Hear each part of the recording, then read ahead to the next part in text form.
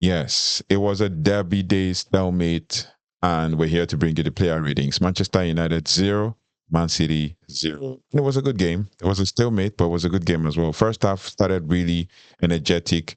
There was a spark, but then eventually it kind of cheated out and all of that. But we're here to bring you more like the player ratings for the game against Man City at Old Trafford. That was Ruben Amorim's first Manchester derby at Old Trafford, and also his third consecutive game against Pep Guardiola, and he is still unbeaten.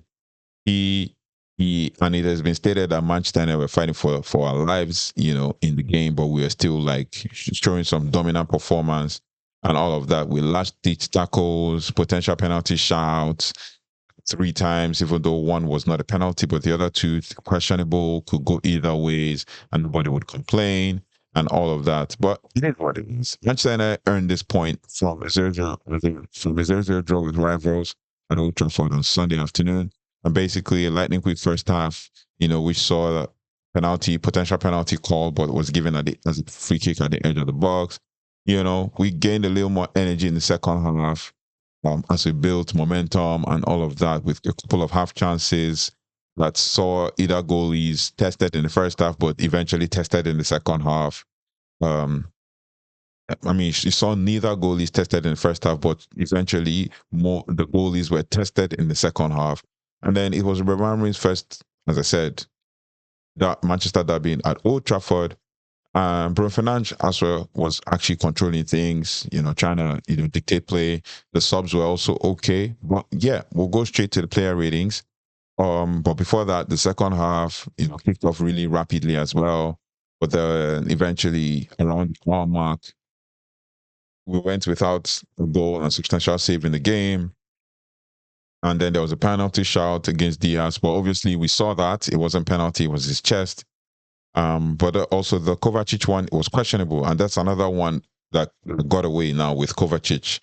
But at the end, with the sun in Onana's eyes, he still made very crucial saves, very point blank saves two saves against Mamouche, free kick, and then open play. And then as well, opposition defender Nico O'Reilly looked certain to poke in the rebound from the attempt, from the shot from Mamouche, but couldn't get the ball under his spell before being ruled offside in any case, right? Now, Joshua Zirkzee also had a chance that could have scored, but was saved. Played, the final 20 minutes of the game came in at 69th minute, as I saw. And then also, Zirkzee looked more likely to create more chances, was driving with the ball in the later stages of the game, linking play well with a mix of in the mix to look to finish a move on multiple occasions, but in truth, from the early moments of the game, it just looked like a meeting destined for a stalemate. I mean, both teams are in different parts or times or in different stages of their games. So we're going to give you the match ratings. I just thought to give you more like a brief overview of the match report, and then for stats as well. Man United finished the game 42% possession to City's 58%. So it wasn't really. And then we had 13 shots, they had 9. We had 2 on target, they had 5, and all of that. We both missed our big chances. We had 1 big chance, and they had 1.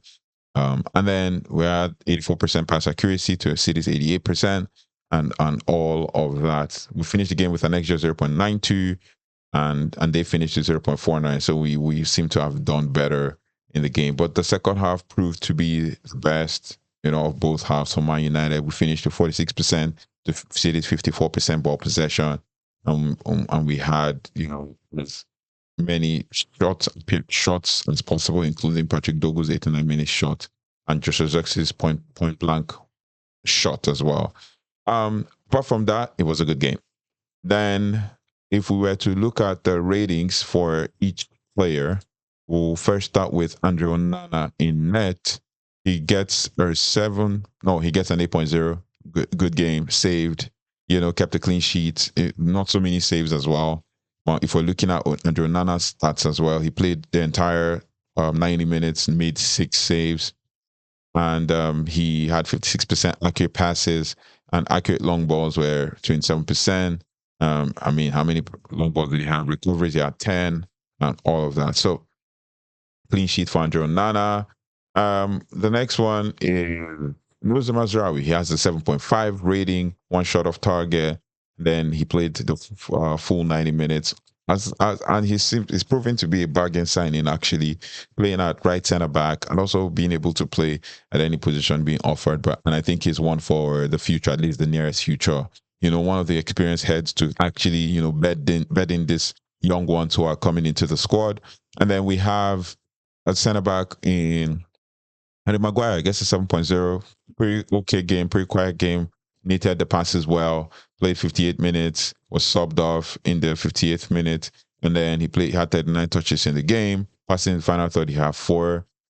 Harry Maguire proving to be crucial in this squad.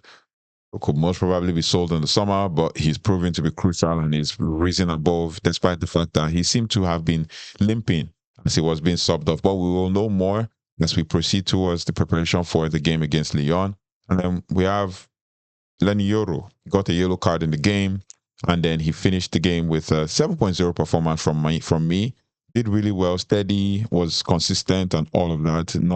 Not really putting a foot wrong, barring that foul that he pulled back the player and all of that. Apart from that, we did well. He did well in the game and in the entirety of the game.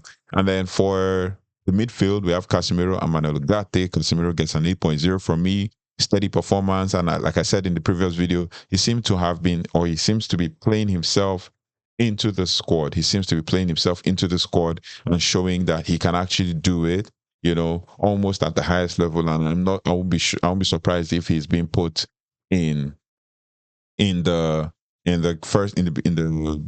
beginning of to start against Olympic Lyon. Apart from that, Casemiro did really well. Manuel Ugarte, yeah, I think there seems to be a trend for him in games like this. He played 71 minutes and basically 3 shots. One was 2 off targets and the other was blocked, and all of that. In total, he had 31 touches. It was a game, underrated performance, but a game that was similar to that of the Forest game, but at least way better than Forest. It was involved. It was, so he gets a 7.0 from me. And then Patrick Dogu, same thing, 7.0. Good performance, was running down the flanks, tackling well, crossing the balls into the box, which is what I love about his game. And it seems to be showing that he's the Amorim type signing for the 20-year-old. 2 shots off targets as well, 2 chances created as well.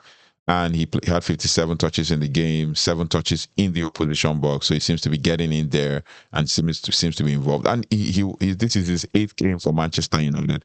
And he will eventually come good. I believe that for our January signing from Lecce. And then the other person in midfield, Garnacho, 7.0 as well. Did really well, but then you can tell 2 block shots. So he shouldn't be shooting sometimes.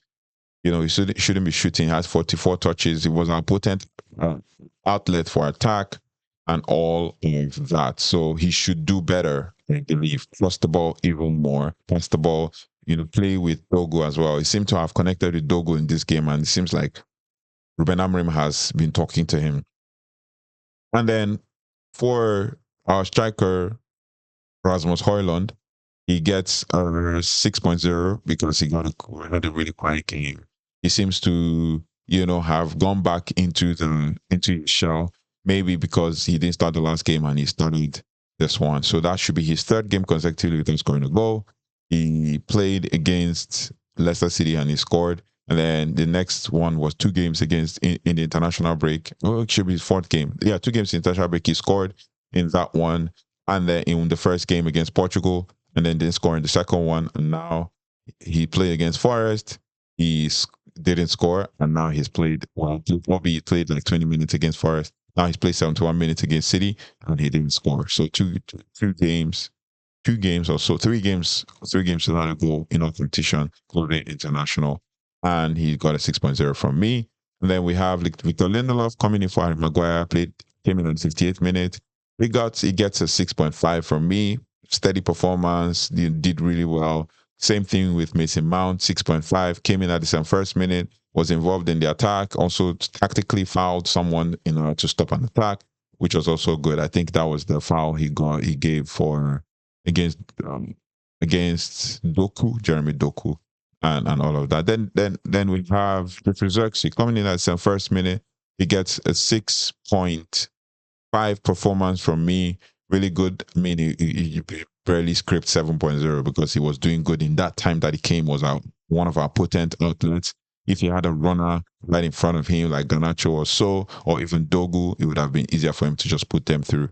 So basically, these were the turn ups. And then for the man of the match, it will be Bruno Fernandes, obviously official man of the match and my man of the match because he was a very impactful player in the game.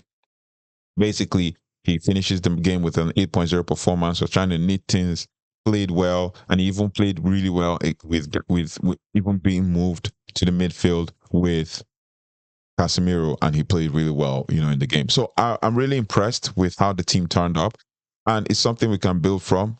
The momentum we can build from ahead of Europe on Thursday against Olympique Lyon, who are saying they're going to go to war with us.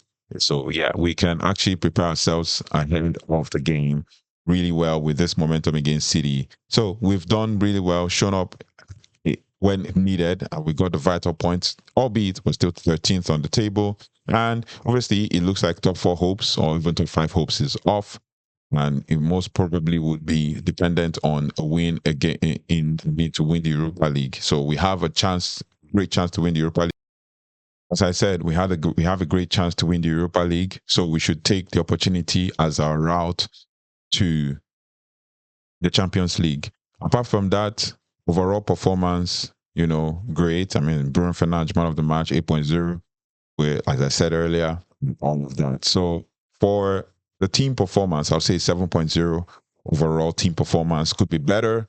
I mean, it was a kind of like almost like a drab first half, but second half we picked up again and all of that. And then for Ruben Amorim's rating, I'll still say 7.0 was okay.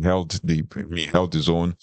Choices seem to have panned out right with leaving Casemiro on, unlike the last game where we're kind of being overrun. So hopefully, I believe that the team that started today will probably be the team that starts on Thursday, depending on what the outcome of Maguire and the league's injury updates. If not, then it will be Lindelof. But let's see how that goes. Let me know your thoughts and feelings about the player ratings for the game. Could we have done even better? Could we have done something different? Let me know in the comment section. Don't forget to like, share, subscribe, and hit the notification bell so you don't have to miss anything as it relates to Manchester United. Touch that like button. It's free. Like, share, subscribe, and hit the notification bell so you don't have to miss all our updates.